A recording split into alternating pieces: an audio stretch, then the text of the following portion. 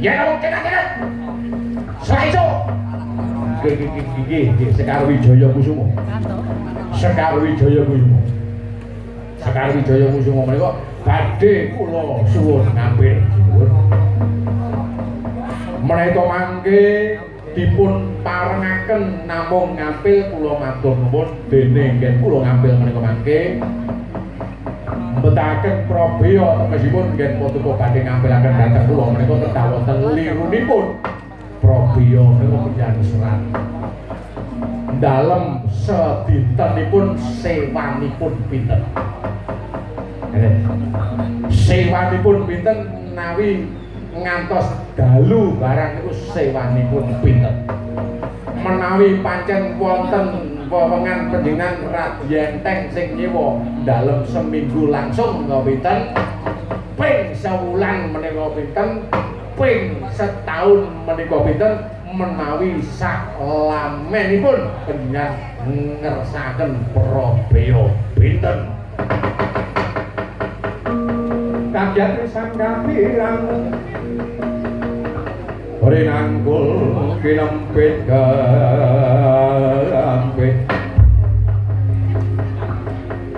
duh sang ratnaning kawono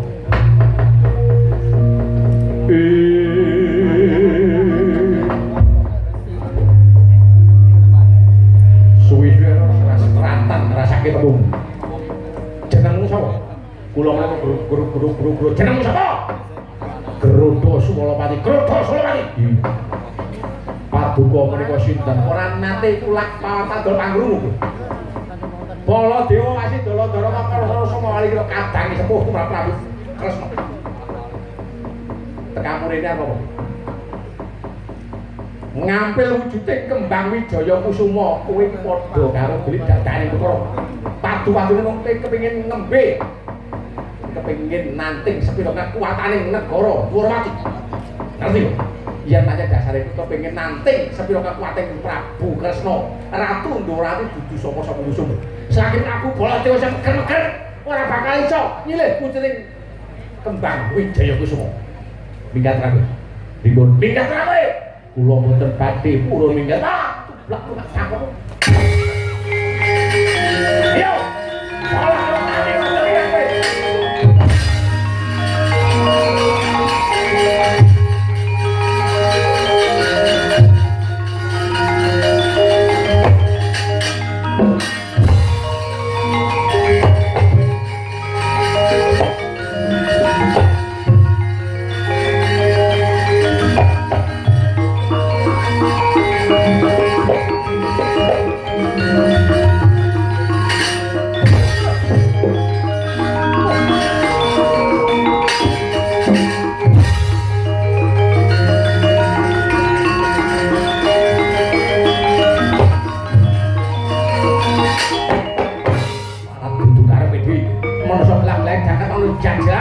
Umana mlebu ana negara Wurawati sarep nyawamu.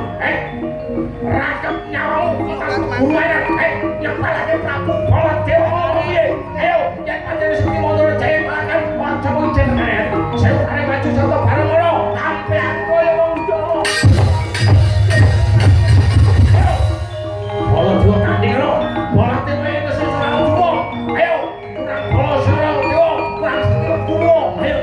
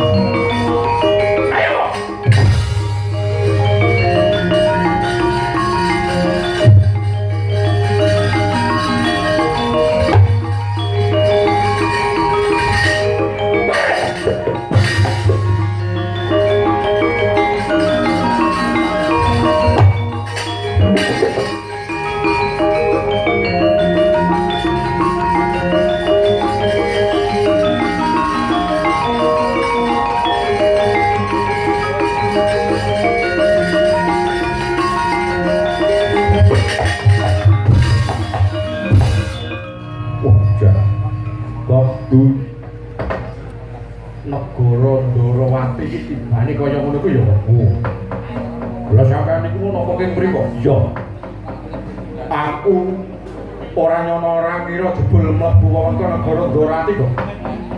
Oh, sampeyan iku mlebu wewengkon negara Ndarawati ku golek mala ya ngono rek. Kak, apa? Wis aman kok urung, Kak? Aman kok. Rene yo. Enggak putih. Suarane ora bola dewa kae. Suarane ora bola dewa Kak. Oh iya. Wis ngene wae lho, wis rene ngono wae iku apa-apa. Oh alah. Sinuwun. Gak sampe sinuwun. Ora koyo-koyo lho.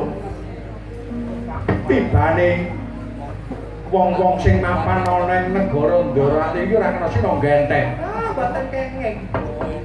Menapa malih menika sampun kondang kalau kenging Ndarawati menika kalebet pamongipun Pandhawa dados pamong menika mesti luwih sekti tinimbang sing dimong.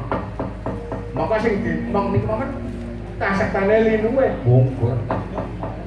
Sampeyan kula wong nek boten nepat tuwa nampi dawuhipun. Sampeyan badhe mateni sing namenipun piye? Asmanipun Raden Janaka.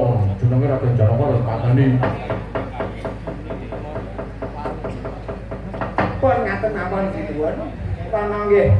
Paduka menika namung dapuk dados Ratu Rerean. Menawi paduka menika kersa ndhaharatur kula monggo wangsul kemawon dhateng negari Bumi Loka anu napa anu Imam Toko kono Sang Prabu Bumi Loka ki diaturi apa enake ngono wae. Monggo kula dereke kondur dhateng Imam Toko. Romang sama kuwi ratu biyen-biyen kuwi. Aku ora bakal mundur yen urung kelakon. Saora-orane gawe untran-untran Gondorati. Ratu kaya aku kok sajak sepelek. Ayo, aja ijen rangkepa 1000 Baladewa. Grudha Sulapatra bakal mundut. Minggana. Alah, omong ngene mucat-mucat. Tidak boleh wae. Wong iki ora keneh ya, Kang. Ayo. Ayo mboten kenging kula atur nggih sampun kula tak sumingkir. Ya, sumingkir. Kula dongake mati dengan sukses. Raimu. Masamu aku ku bosmu, Mas. Dongake mati dengan sukses. Mati matamu.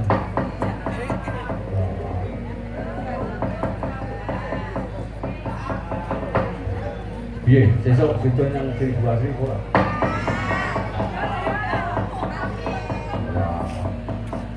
Yo, aja wijen, rangkepa Baladewa, rekeli ndasmu.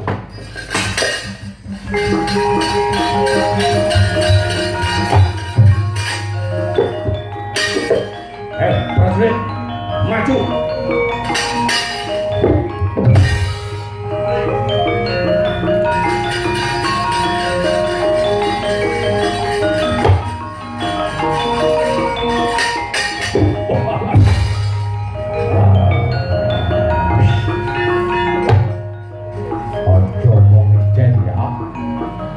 Aja mung sing gerang-gerang maju sing cilik-cilik. Iki prajurit saka negeri Imantaka wis tata siaga gaglak sapa wayah temone. Aja minggat waton lanang kuwak ketembak.